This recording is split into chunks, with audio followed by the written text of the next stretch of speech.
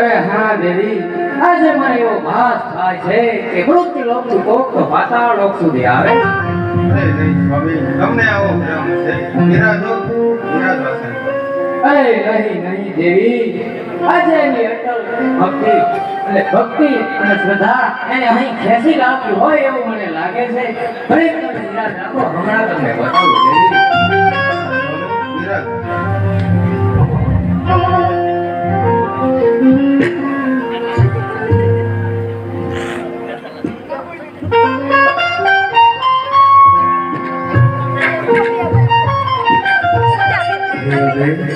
હાલતા હાલતા આપણે પાતાળ લોક સુધી પહોંચી ગયા છે.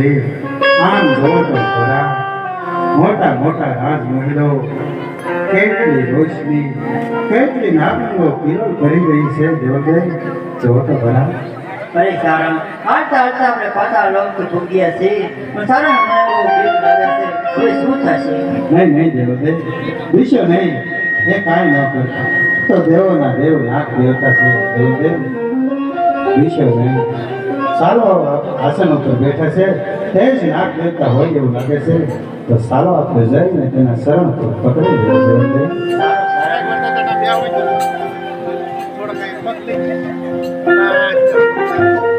અરે ઊભા થાઓ ભક્તો, ઊભા થાઓ.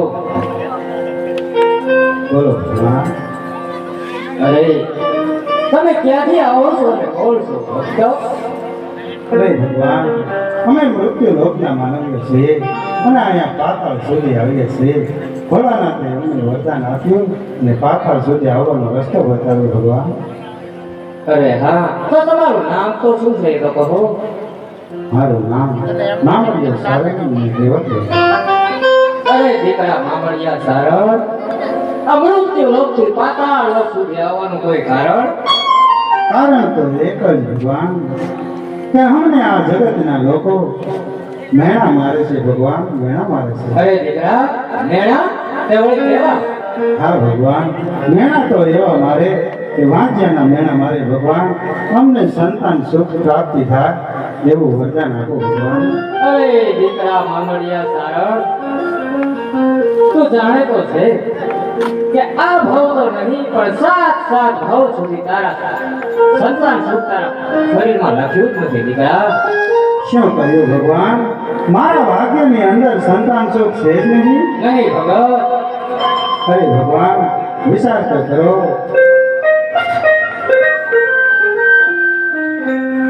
અરે ભગવાન, મૃત્યુ લોકથી જઈ અહીંયા સુધી આવ્યા અને અમને વરદાન નહીં આપો. ભગવાન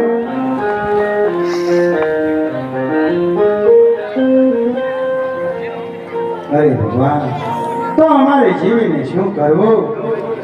આ તલવારથી મારું મસ્તક ધડથી અલગ કરો અને તમારું પાતાળ લોક ગોજારો કરીશ. ભગવાન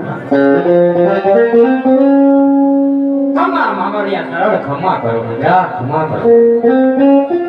હા ભગવાન. અરે દીકરા મામડિયા સારણ,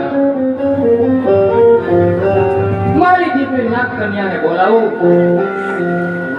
એને બોલાવી પછી તમને કાંઈક રસ્તો બતાવું. મામડિયા સારણ, થોડાક બાજુમાં આવી જાઓ એટલે હું મારી દીકરી નાગ કન્યાને બોલાવું. હા ભગવાન.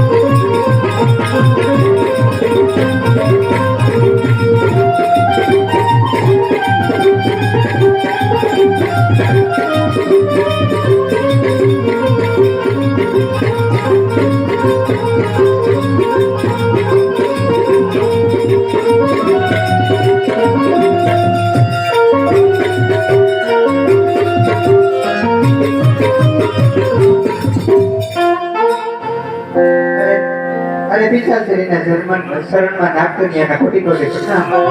હસો દીકરી હસો.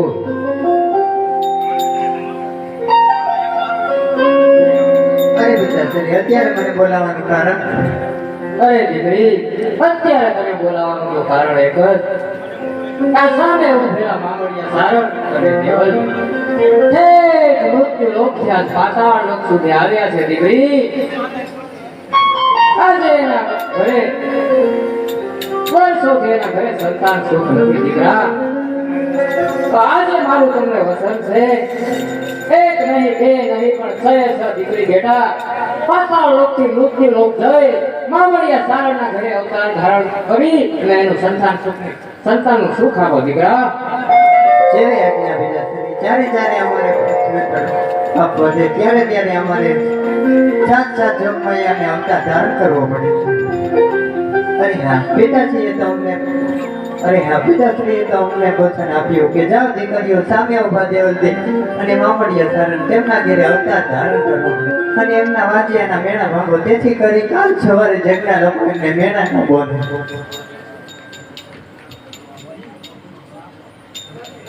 રે દેવદેવ, નાગરાજે વચન આપ્યું છે કે તમારા ઘરે એક નહીં બે નહીં 7 દીકરીનો જન્મ થશે દેવદેવ. હવે તો તમે ખુશ છો ને?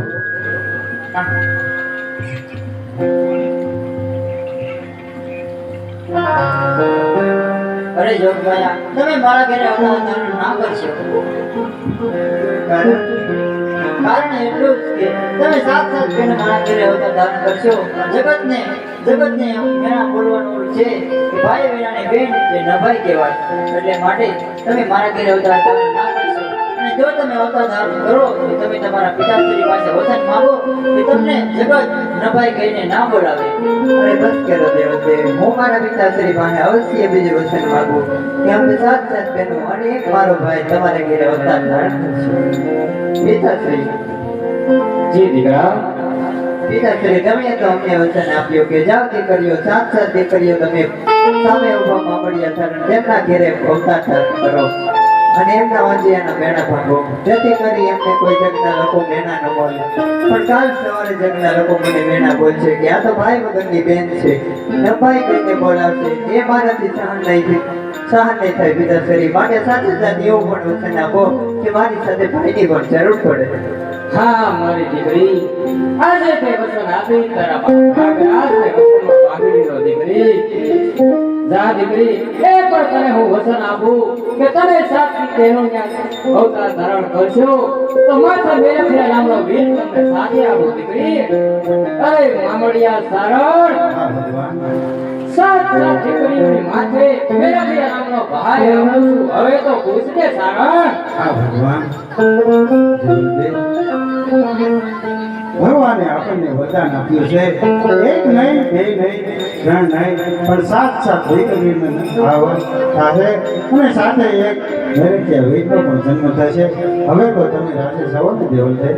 હા ના હા. અરે દેવલદેવ મામડિયા સારણ, તમે પણ સાંભળો. તમારા ઘરે અમે 7 બહેનો અને એક મારો બેન તમારા ઘરે અવતાર ધારણ કરશું અને તમારા નેહડાની અંદર કુમકુમની પગલી પડે ત્યારે માનજો કે આપણી ઘરે જોગમાયા અવતાર ધારણ કરી ગઈ છે. દેવલદેવ, આજે તો ખુશીનો દિવસ છે દેવલદેવ. તો જાઓ, કેશના સાક્ષ્ય પુરાવો, આસો પાલોના તોરણ બંધાવો અને હું આખા ગામમાં જાય અને ખોબલે સાકર વેચવું દેવલદેવ. બહુ સારું ના.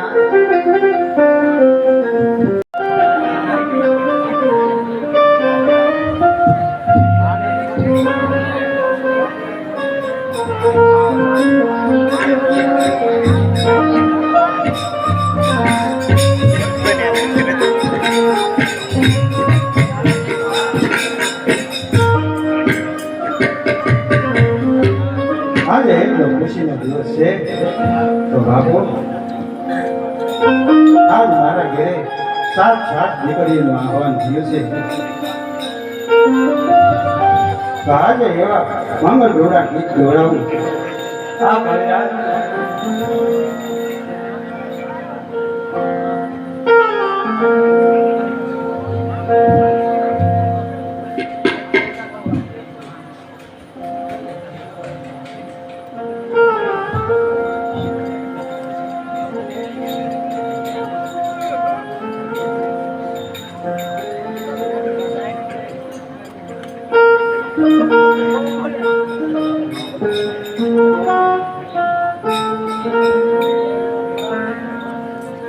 હે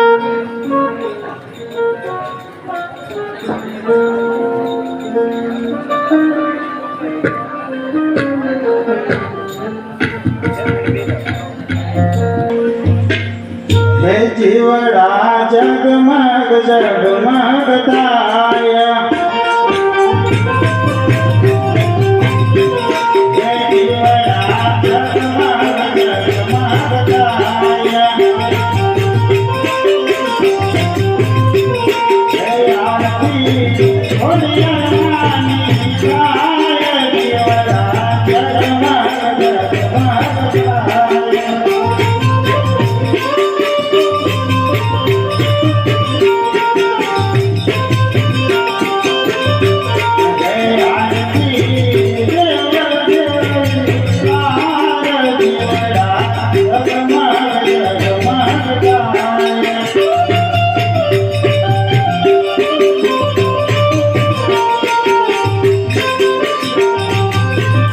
આરતી ઓડિયાની ગાય જીવડા જગમગ જગમગ થાય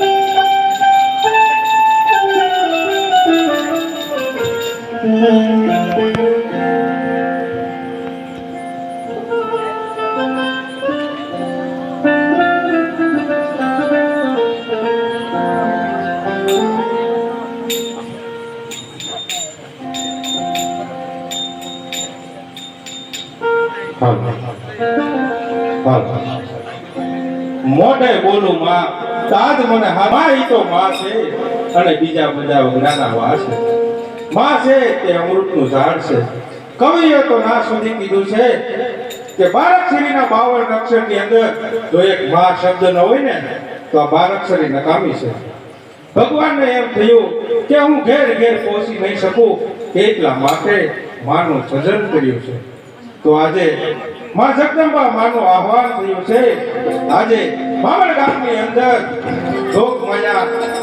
જોગમાયાના બહેણા થયા છે તો આજે જ્યારે માં જગદંબાનું આહવાન થયું ત્યારે કંસમાંથી કોઈ માણસે પ્રશ્ન કર્યો હતો કે અમારા કંસનું કબ્રસ્તાન થઈ ગયું છે ત્યારે તમારા ગોહિલવાડની અંદર કેમ કઈ નુકસાન ન થયું ત્યારે 7 વર્ષની દીકરીએ જવાબ આપ્યો હતો કે આ ગોહિલવાડના ગામડામાં ખોડિયારમાં જગદંબા જે ભાવનગર દરબારને આપેલું વચન કે જા બાપ તારા સીમાડાની અંદર હું જ્યાં સુધી બેઠી છું ને ત્યાં સુધી આવા કદાચ 360 પણ આંચકા આવે ને તો પણ તારો વાળ વાંકો નહીં થવા દઉં આજે ઈ જગદંબા ઈ જોગણીઓ જ્યારે એનું આહવાન થયું છે ને